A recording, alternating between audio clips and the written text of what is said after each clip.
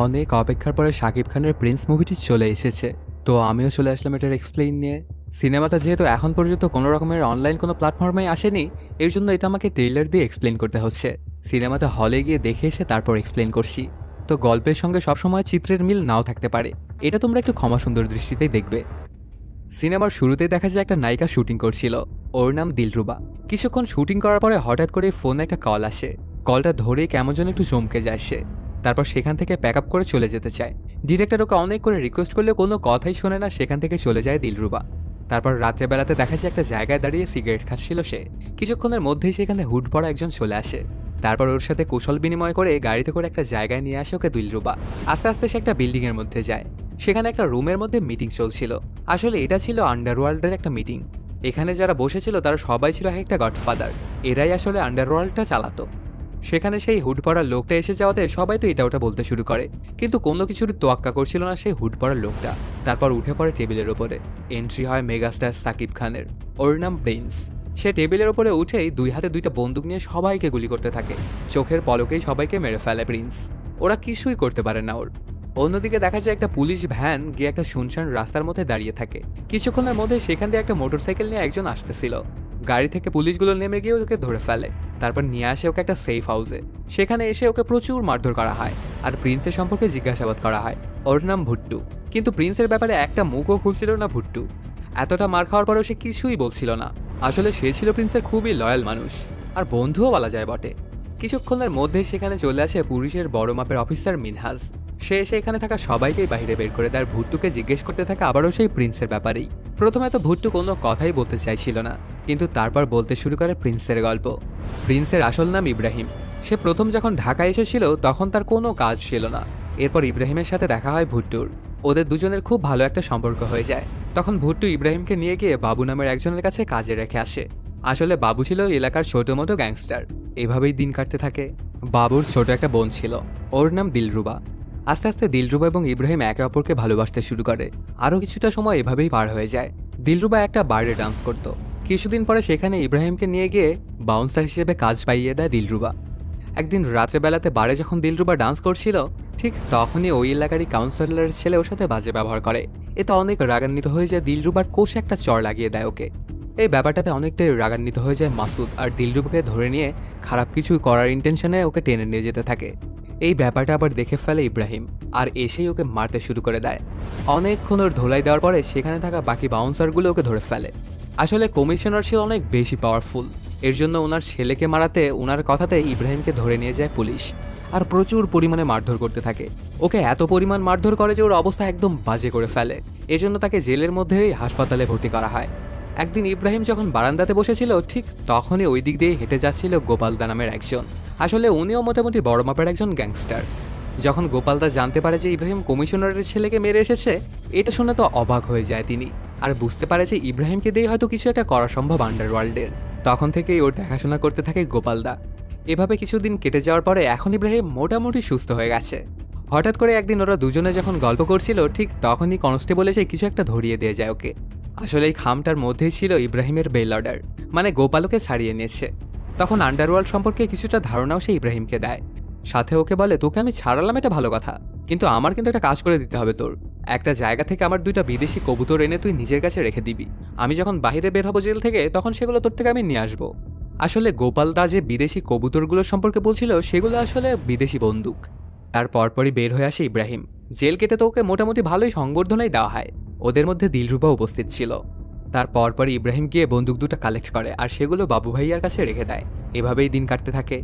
একদিন সন্ধ্যার সময় যখন বাবু একটা দোকানে গিয়ে সিগারেট নিচ্ছিল, তখন ওকে আবার মাসুদ এবং লিটন দেখেছিল। বাবুর কাছে যে 2টা বিদেশি বন্দুক আছে, এটা ওরা খেয়াল করেছিল। সেদিন রাত্রেবেলাতে মাসুদ এবং লিটন তাড়া করতে থাকে বাবু এবং দিলরুবাকে। এক পর্যায়ে একটা গুলি এসে লাগে বাবুর পায়ে। ততক্ষণে দিলরুবা সেখান থেকে পালিয়েছিল। তারপরে ওরা দুজনে এসে নির্মমভাবে হত্যা করে বাবুকে, আর তার কাছে থাকা বিদেশি বন্দুক 2টো নিয়ে যায়। এই ব্যাপারগুলো আবার পাশ থেকেই দেখছিল দিলরুবা। খবরটা যখন ইব্রাহিম পায়, তখন তাড়াহুড়ো করে চলে আসে সেখানে, আর এসে দিলরুবাকে খুঁজতে থাকে, কিন্তু কোথাও খুঁজে পায় না দিলরুবাকে। তারপর পরে গোপালদা ওদের দুজনকে, মানে ইব্রাহিম এবং ভুট্টোকে বলে তার বাড়িতে গিয়ে থাকার কথা, ওদের সেফটির জন্য। ওরাও আর না করে না। গোপালের বউ কিন্তু ছিল খুবই ভালো মানুষ। ওদের দুজনকে একদম নিজের ছোট ভাইয়ের মতোই দেখত।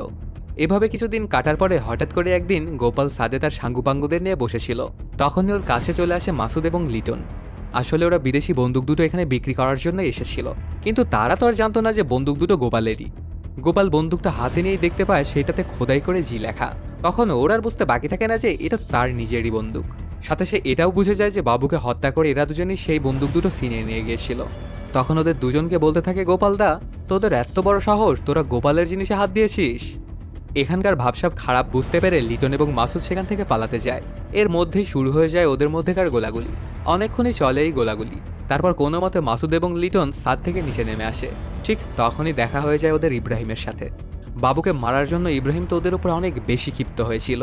তখন শুরু হয়ে যায় ওদের তিনজনের মধ্যকার ফাইট।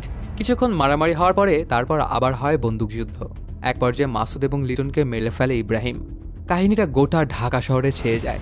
ইব্রাহিমের নামে পুলিশ ওয়ারেন্টও বেরিয়ে যায়। এর জন্য ইব্রাহিমকে গোপালদা একটা বাসা ভাড়া করে সেখানেই রাখে। মানে কিছুটা দিন ওর একটু গা ঢাকা দিয়ে থাকতে হবে এই আর কি। এভাবেই ওর দিন কাটতে থাকে। ওই সময়টা আবার গোপালদা ইব্রাহিমকে আন্ডারওয়ার্ল্ড সম্পর্কে জ্ঞানও দিচ্ছিল। আসলে ঢাকা শহরের আন্ডারওয়ার্ল্ডের যে মেন ছিল ওনার নাম হচ্ছে আব্রাহিম পাঠান। ওর কথাতেই সবাই উঠে বসে। তো আন্ডারওয়ার্ল্ডে যদি রাজ করতে হয় তাহলে ওর সঙ্গেই থাকতে হবে। গোপাল তো আসলে কাজ করতো ওর সঙ্গেই। তারপরে সে ইব্রাহিমের ট্রেনিং চালিয়ে যেতে থাকে। এদিকে একদিন বিকেলবেলাতে সেই বাড়ির ছাদেই দুই বোন মিলে কাপড় নাড়ছিল। বড় বোনের নাম সোনিয়া। কাপড় চোপড় নামানোর সময় হঠাৎ করে তার একটা অন্তর্বাস গিয়ে নিচে পড়ে যায়। সোজা গিয়ে সেটা ইব্রাহিমের বেলকুনিতেই পড়ে। এটাতে সোনিয়া তো খানিকটা থতবত খেয়ে যায়। সে বুঝতে পারছিল না যে কি করা যায় এখন। এর জন্য অন্তর্বাসটা ঢাকার জন্য আরও কিছু কাপড় চোপড় ঢিল মারতে থাকে সেদিকে, কিন্তু তারপরেও সেটা ঢাকতে সক্ষম হয় না। ততক্ষণে এখানে ইব্রাহিমও চলে আসার জিনিসগুলো দেখতে পায়।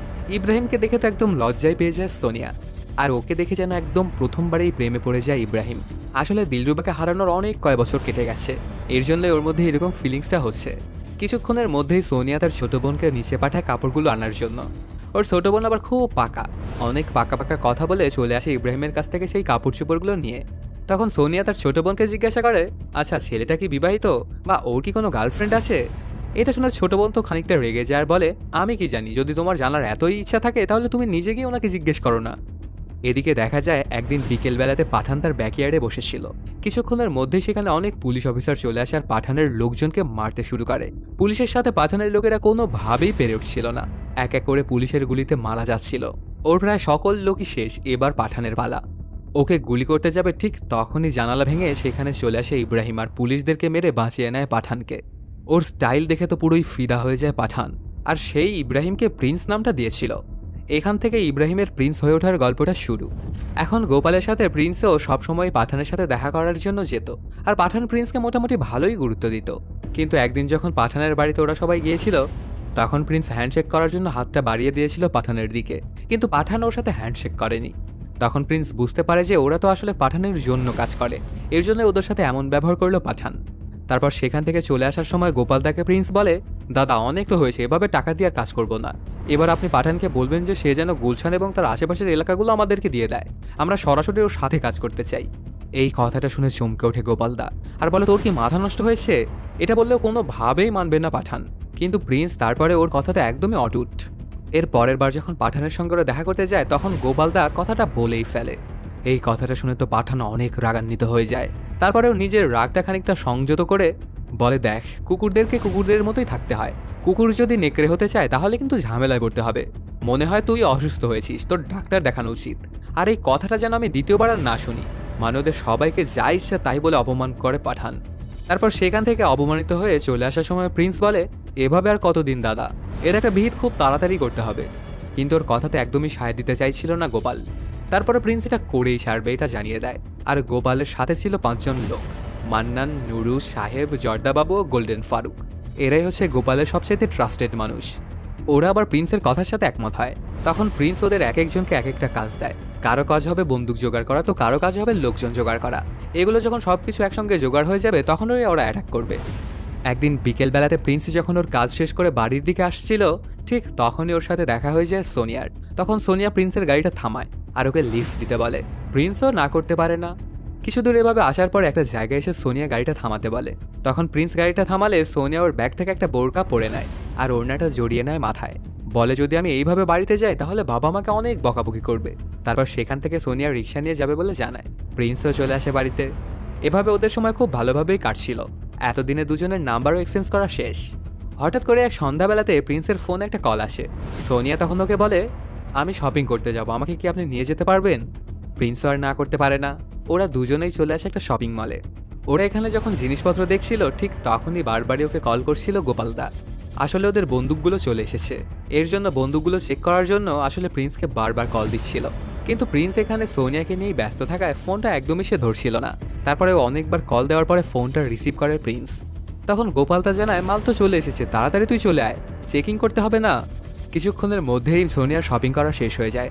তখন প্রিন্স চলে যেতে চাইলে সোনিয়া বলে, তোমাকে নিয়ে আসলাম আমি, এখন না খাইয়ে তোমাকে কেমনে আমি যেতে দেই?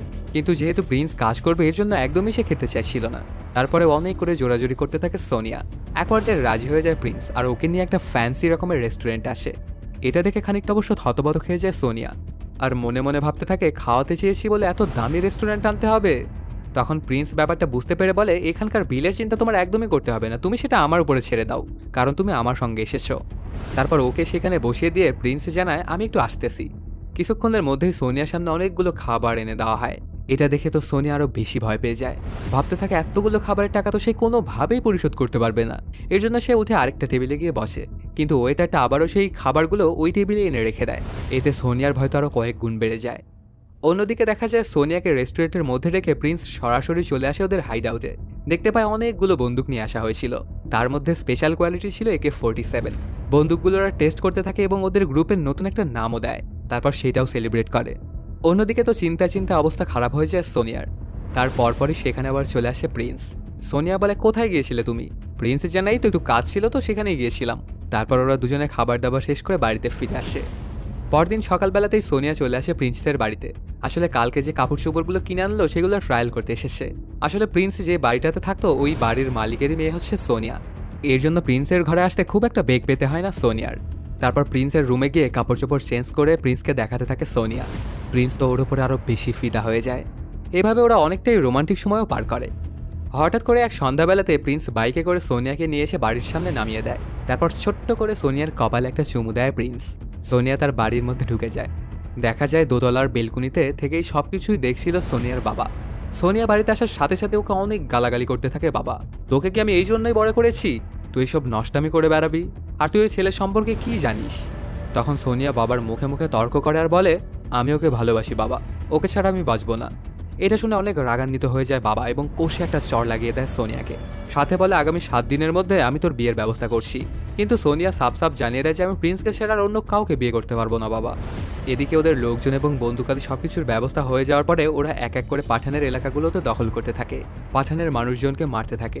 ছোট্ট ছোট্ট এক একটা এলাকা দখল করছিল ওরা। এরকম করতে করতে অনেকগুলো এলাকায় দখল করে ফেলে প্রিন্সের বানানো নতুন দলটা। এই ব্যাপারটা আবার পাঠানের কানে যেতে খুব একটা সময় লাগে না। ব্যাপারটাতে পাঠান সহ তার সাঙ্গপাঙ্গরা তো অনেক বেশি রাগান্বিত হয়ে যায় আর চিন্তা করতে থাকে যে কি করা যায় এখন। তখন পাঠান ওদেরকে বলে, গোপালের আশেপাশে যারা থাকে তাদের উপরে ভালো করে নজর রাখো, কে কখন কোথায় যেগুলো দেখতে থাকো। তারপর ওদের মধ্যে থেকে যে কোনো একটাকে ধরো, ওকে ভয় দেখিয়ে হোক আর লোভ দেখিয়ে হোক আমাদের দিকে আনতে হবে। তাহলে বাকি কুকুরগুলোকে যে কিভাবে সাহায্য করতে হবে সেটা আমি দেখিয়ে দেবো। তার পরপরই পাঠান কল দেয় গোপালকে আর বলে, তোরা আমার সাথে এমন করে কেন করছিস? গোপাল জানায়, দাদা সময় পাল্টেছে, এখন জোর যার মুল্লুক তার। তখন পাঠান বলে, ঠিক আছে, তোর সঙ্গে আমি সামনাসামনি কথা বলতে চাই, আমাদের একটা সুরাহাতে আসা উচিত।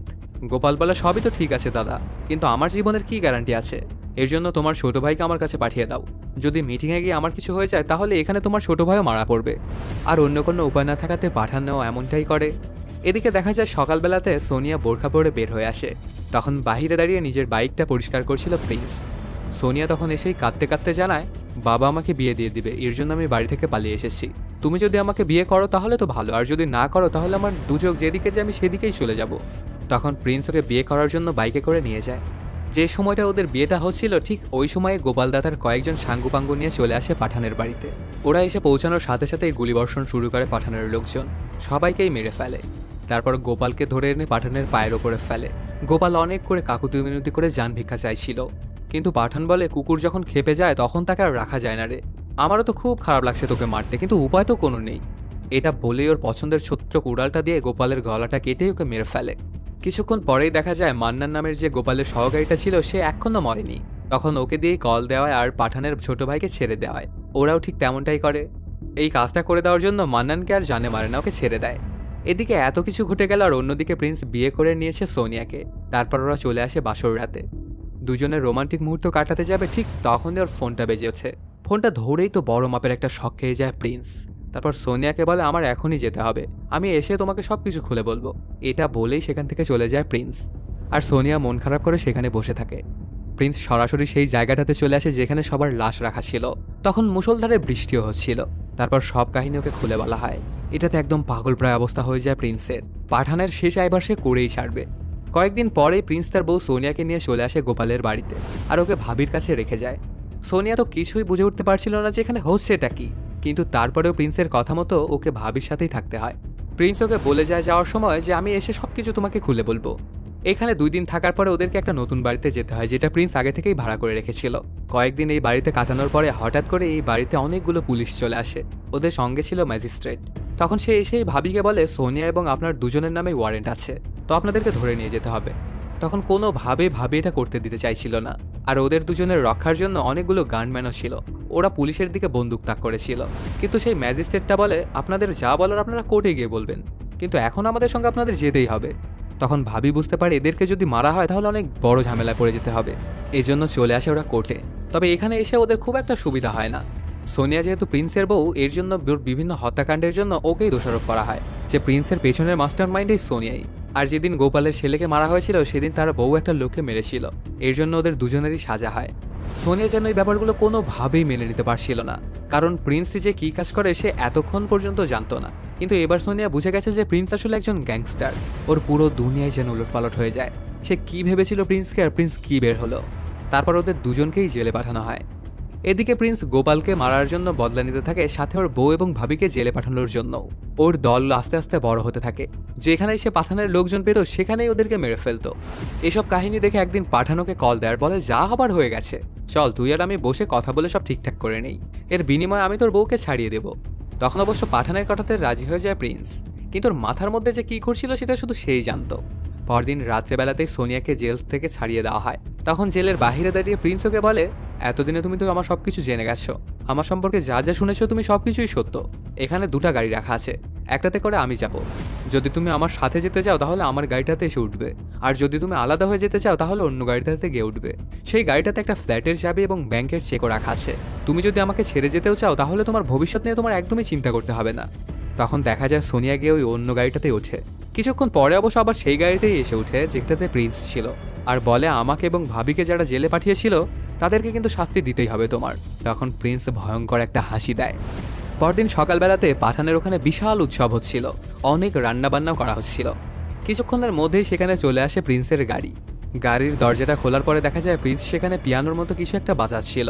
তারপর সেটা নিয়ে বাইরে আসে, আস্তে আস্তে আগাতে থাকে পাঠানের দিকে। কিছুক্ষণ পরেই ওই ফোল্ডিং জিনিসটা আনফোল্ড করে। আসলে এটা ছিল একটা হ্যাভি মেশিন গান। এটা দিয়ে গুলি করতে থাকে প্রিন্স। এটা দিয়ে মিনিটে যেন কয়েকশো গুলি বেরোচ্ছিল।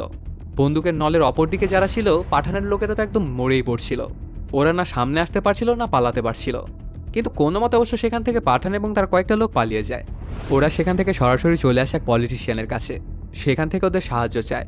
তখন ওরা বলে এখানে আপনি সেফ থাকবেন, কিন্তু প্রিন্সের তো এখন অনেক ক্ষমতাধর হয়ে গেছে, ওর কিছু করতে একটু সময় লাগবে। কিন্তু এই কথাগুলো শুনে অনেক রাগান্বিত হয়ে যায় পাঠান, কারণ কারো থেকে এতদিনের না শোনার অভ্যাস তোর নেই। তারপরেও এখন তো সে নিরুপায়, এর জন্য অনেকখানি চিল্লাচিল্লি যদিও করে, তারপরে ওদের সিদ্ধান্তটা মেনেই নেয়। এটুকু বলেই গল্পটা শেষ করে ভুট্টো। আসলে এভাবেই সাধারণ এক ইব্রাহিম হয়ে উঠেছিল প্রিন্স। প্রিন্সের এই কেসটা ইনভেস্টিগেশন করার জন্য মিনহাসকে অ্যাপয়েন্ট করা হয়েছিল। সে আবার তার সবচাইতে ভালো স্টুডেন্ট জুলফিকারকে এই কেসটা সঁপে দেয়। তারপর ওকে বলে, প্রিন্স তো আসলে তোমার ভাই, তাহলে ওর উপরে কি তুমি অ্যাকশন নিতে পারবে? জুলফিকার জানায়, স্যার সন্ত্রাসীরা কারো ভাই হয় না, আর আমার ভাই ছিল ইব্রাহিম, প্রিন্স আমার কোনো ভাইটাই হয় না। তখন মিনহাজ ওর থেকে জানতে চায়, আচ্ছা একটা কথা বলো তো, ইব্রাহিমের এই যাত্রা শুরু হয়েছিল কবে থেকে? তখন জুলফিকার বলে, ছোটবেলা থেকে প্রিন্স একটা মেয়েকে খুব ভালোবাসত, মেয়েটাও ওকে ভালোবাসত। কিন্তু আমাদের গ্রামের এক প্রভাবশালীর ছেলে প্রেম প্রস্তাব দেয় সেই মেয়েটাকে। মেয়েটা রাজি না হওয়াতে ওর উপরে অ্যাসিড নিক্ষেপ করে সেই ছেলেটা। এরপর মেয়েটা নিজে নিজেই মারা যায়, কারণ তার মুখের অবস্থা খুবই বাজে হয়ে গিয়েছিল। এই ব্যাপারটা অনেকটাই নাড়া দিয়েছিল ইব্রাহিমকে, আর দিনে দুপুরে সেই ছেলেটাকে ঝুড়িয়ে সে মেরে ফেলেছিল। তারপর পালিয়ে চলে এসেছিল ঢাকায়। ওরা কথোপকথন শেষ করার পরেই দেখা যায় সেখানে দিলরুবাকে ধরে আনা হয়। তখন মিনহাজ ওর কাছে গিয়ে জিজ্ঞেস করে, প্রিন্সকে তুমি চেনো? দিলরুবা বলে, প্রিন্সকে কেই বা না চেনে, টিভি বা পত্রিকা যাই খোলা যায় শুধু তো তারই নিউজ, কিন্তু মিনহাজ বলে যে না, ওভাবে না, তুমি পার্সোনালি ওকে চিনো কিনা। তবে দিলরুবা জানায় যে না, ওনাকে আমি পার্সোনালি কিভাবে চিনবো। কাহিনীটা ফ্ল্যাশব্যাকে চলে যায়। ওই সময়টা দিলরুবা অলরেডি নায়িকা হয়ে গিয়েছিল। একদিন ওর ম্যানেজার ওকে ডেকে নিয়ে আসে একটা জায়গায়, বলে আমাদের আগামী কয়েকটা সিনেমার প্রডিউসার আপনার সাথে একটু সাক্ষাৎ করতে চায়। তখন দিলরুবাও যায় সেখানে। গিয়েই দেখতে পায় এটা তো ইব্রাহিম। এখানে ওরা দুজনকে দেখে পুরোই ইমোশনাল হয়ে যায়। অনেক দিন পরে একে অপরকে দেখলো। এতদিনে ভেতরে থাকা ভালোবাসা যেন আবার উপচে বেরিয়ে আসতে থাকে। এখান থেকে চলে যাওয়ার সময় প্রিন্সকে দিলরুবা তার জন্মদিনের জন্য ইনভাইট করে তার বাড়িতে আসার জন্য আগামীকালকে সন্ধ্যাবেলাতে। এজন্য পরদিন সন্ধ্যাবেলাতেই প্রিন্স চলে আসে দিলরুবার বাড়িতে। এসে দেখতে পায় গোটা বাড়ি একদম ফাঁকা, কেউ নেই। আর শুধু ক্যান্ডেলগুলো জ্বলছিল এক এক জায়গায়। কিছুক্ষণ এভাবে ঘোরাঘুরি করার পরে হঠাৎ করে দিলরুবা পেছন থেকে এসে জড়িয়ে ধরে প্রিন্সকে। তারপর ওরা দুজনে আস্তে আস্তে রোমান্টিক হতে থাকে। কিন্তু হঠাৎ করে প্রিন্সের মাথায় কি যেন একটা চিন্তা আসে, আর রোমান্টিক হয় না সে। তখন বলে অনেক দেরি হয়ে গেছে। এটা বলেই সেখান থেকে বেরিয়ে যায় প্রিন্স। এখানে যে কি ঘটে গেল এটার আগামাথা কিছুই বুঝতে পারে না দিলরুবা। এখন গোটা ঢাকা শহরে প্রিন্সের হয়ে গেছে। সব জায়গাতেই শুধু তারই গুণগান। কিছুদিনের মধ্যেই দেখা যায় একটা রাজনৈতিক দলের কয়েকজন লোক আসে প্রিন্সের সাথে দেখা করার জন্য, আর ওদেরকে একটু সাপোর্ট দিতে বলে। তাহলেই পরের 5 বছর প্রিন্স যা ইচ্ছা তাই করতে পারবে, ওর নামে কোনো কেস হবে না। সাথে নির্বাচনের আগে প্রিন্সের যত টাকা প্রয়োজন সেগুলো ওরা দিতে চায়। এত ভালো একটা অফার পেয়ে প্রিন্স আর না করতেই পারে না। এরপর ওদের দলের হয়ে নির্বাচনী প্রচারণা চালায়।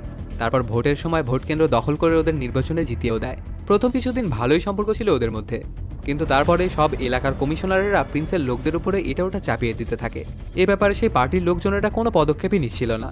এজন্য প্রিন্স চলে আসে ওদের সাথে দেখা করার জন্য। কিন্তু নির্বাচনের আগে তারা যে কথাগুলো বলেছিল এখন তো সেগুলো একদম স্বীকারই করতে চাইছিল না। তখন প্রিন্স খেয়াল করে দেখতে পায় ওখানেই বসে আছে পাঠান। এটাতে প্রিন্সের আর বুঝতে বাকি থাকে না যে কেন ওরা পল্টি নিয়েছে।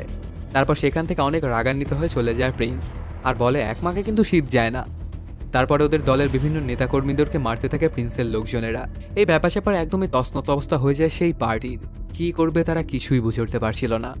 এরপর তিনি সিদ্ধান্ত নেন যে প্রিন্সকে এই দুনিয়া থেকে সরিয়ে দিতে হবে। এর জন্য বড় মাপের একটা ফোর্স বানায়, যেটার আসলে লিড করছিল মিনহাজ এবং জুলফিকার। ওরা প্রিন্সের লোকজনকে ধরতে শুরু করে, এক এক করে প্রিন্সের অনেক লোককে ধরে ফেলে। প্রিন্সের পুরো গ্যাংয়েরই 12টা বাজিয়ে দেয়।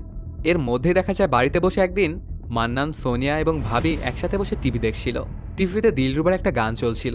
সেটা দেখে মান্নান বলে নায়িকাটা টিভির পর্দায় যতটা সুন্দর আসলে কিন্তু অতটা সুন্দর নয়। এটা শুনে সোনিয়া বলে কেন, তুমি কি করে বুঝলা, ওকে কি তুমি সামনাসামনি দেখেছো? মান্নান তখন মুখ ফসকে বলে ফেলে যে হ্যাঁ, ভাইয়ের কাছে তো মাঝে মধ্যে আসে দিলরুবা ম্যাম। এই কথাটা শুনে অনেক রাগান্বিত হয়ে যায় সোনিয়া। ওর আর বুঝতে বাকি থাকে না যে কেন প্রিন্স ওর কাছে ঠিকঠাক মতো আসে না। তখন অনেক রাগান্বিত হয়ে সোনিয়া প্রিন্সকে গিয়ে জিজ্ঞেস করে এই ব্যাপারটা। তবে প্রিন্স তেমন কিছুই বলে না, আর জানায় আমি ওকে আগের থেকেই চিনি, কিন্তু ওর আর আমার মধ্যে প্রেমের সম্পর্ক বা কোনো খারাপ সম্পর্কই নেই। কিন্তু তারপরে ওর কোনো কথাই যেন বিশ্বাস করতে চাইছিল না সোনিয়া। এদিকে পুলিশরা প্রিন্সের খুব বাজে অবস্থা করে ফেলেছিল।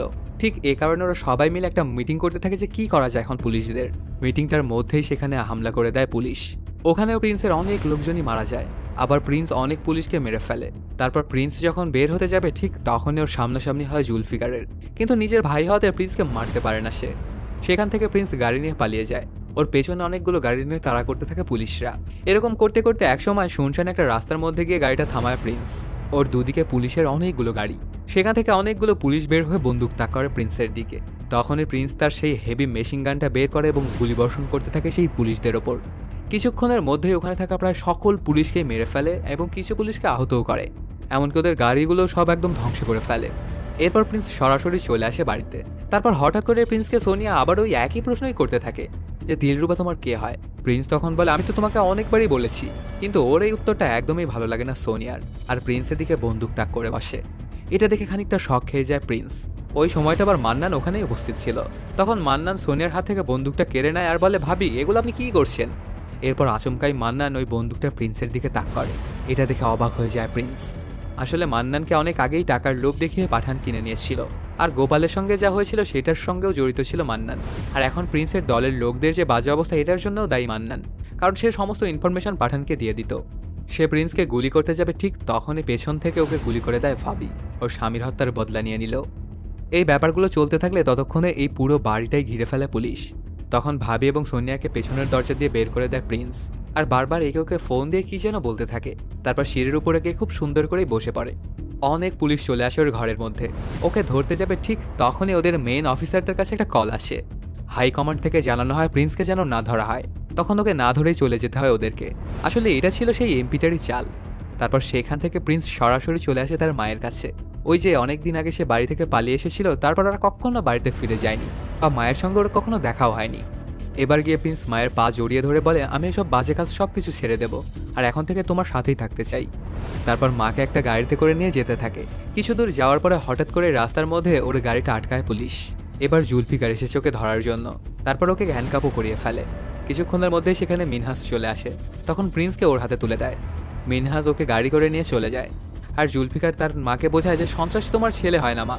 যেদিন একটা খুন করে ইব্রাহিম বাড়ি থেকে পালিয়ে গিয়েছিল, সেদিনই মারা গেছে তোমার ছেলে এবং আমার ভাই। এদিকে মিনহাস যখন গাড়ি করে প্রিন্সকে নিয়ে যাচ্ছিল, ঠিক তখনই ওর ফোনে একটা কল আসে, প্রিন্সকে এনকাউন্টার করার অর্ডার। তখন গাড়িটা ঘুরিয়ে শুনশান একটা জায়গায় নিয়ে আসে। প্রিন্সকে গুলি করে। প্রিন্স সোজা গিয়ে নদীর মধ্যে পড়ে। এদিকে প্রচণ্ড কান্না করছিল মা, সোনিয়া এবং দিলরুবা। আসলে ওরা সবাই প্রিন্সকে খুবই বেশি ভালোবাসতো। এরপর কেটে যায় কিছুদিন। রাজস্থানের একটা মরুভূমি। দেখা যায় সেখানে ঘুরতে আসা কিছু মানুষকে অ্যাটাক করে একটা দস্যু দল, আর তার মধ্যেই দেখা যায় প্রিন্সকেও। আসলে সেদিনকে প্রিন্সকে মেরে ফেলেনি মিনহাজ। ওর কাছে যেই কলটা এসেছিল সেটা ছিল আসলে ফেক এনকাউন্টার করার, যেন প্রিন্স বেঁচে থাকতে পারে। এখানে মরুভূমির মধ্যে রামদাহাতে সবাইকে কচুকাটা করছিল প্রিন্স। এই দৃশ্যটা অবশ্য দেখার মতো ছিল। আর এর মাধ্যমেই শেষ হয়েছে সিনেমাটি। তো বন্ধুরা, কেমন লাগলো আজকের এই এক্সপ্লেনটি জানাতে কমেন্ট করো। আর যদি এখনও চ্যানেলটা সাবস্ক্রাইব না করে থাকো, তাড়াতাড়ি সাবস্ক্রাইব করে নাও। দেখা হচ্ছে নতুন কোনো ভিডিওতে।